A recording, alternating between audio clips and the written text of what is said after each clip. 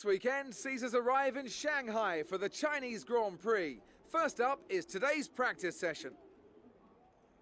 Welcome then to all our viewers and of course to Anthony Davidson as well.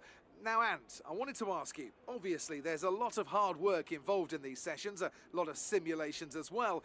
Is this something the drivers enjoy or is it just a routine that becomes a chore? There's nothing routine about driving a Formula 1 car, I can tell you that.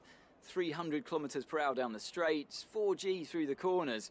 It's hard to ignore those forces acting on your body. It's lap after lap of hard, exhausting work. You always enjoy driving these cars. It's a real privilege. Although I must say, if you're having a day where you can't get the car to do what you want and it's generally underperforming, then it's a lot harder to stay motivated.